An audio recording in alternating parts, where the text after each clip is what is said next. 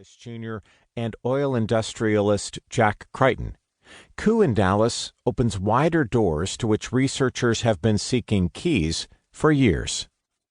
Albarelli's book also adds corroboration to my own work as an investigative journalist, including knowledge imparted to me by double agent Richard Case Nagel.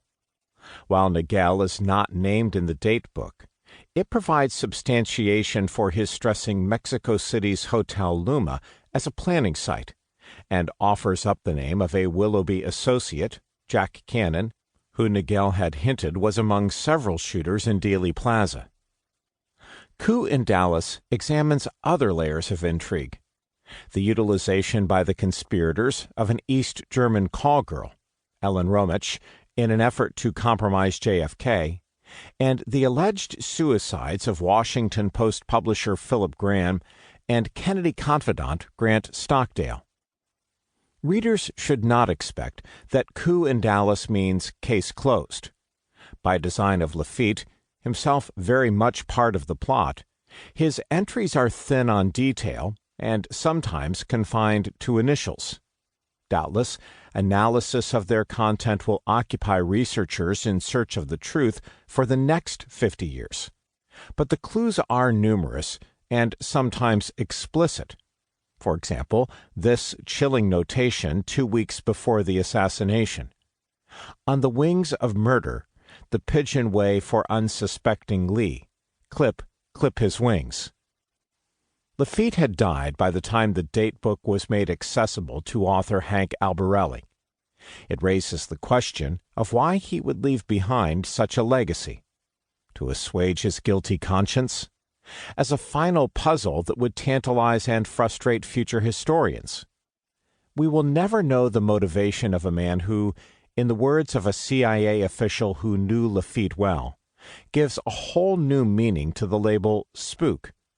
Regardless, Lafitte's date book, a faux leather-bound red volume with a vintage Nazi coin taped to the inside front cover, is of immeasurable importance toward unraveling the takeover that took place that terrible day in Dallas, with ramifications that reverberate in our times.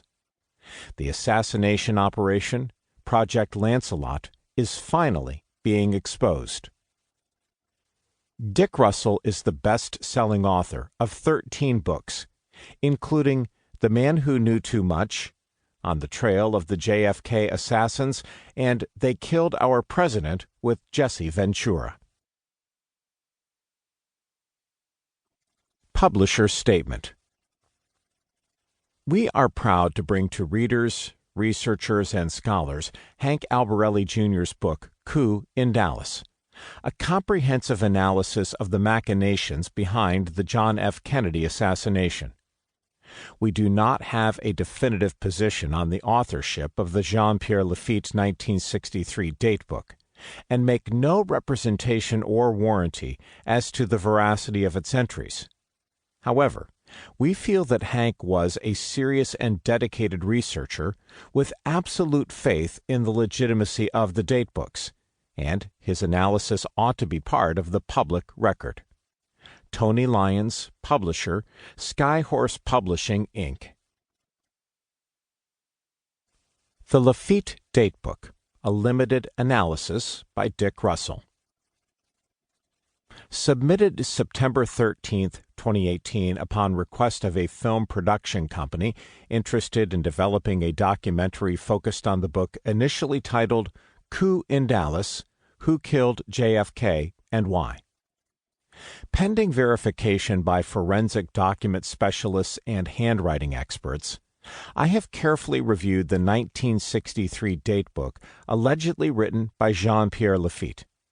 Based on the entries I have seen, cryptic as many of them are, no doubt intentionally, this is a crucial piece of new evidence indicating a high-level conspiracy that resulted in the assassination that November 22nd of President John F. Kennedy.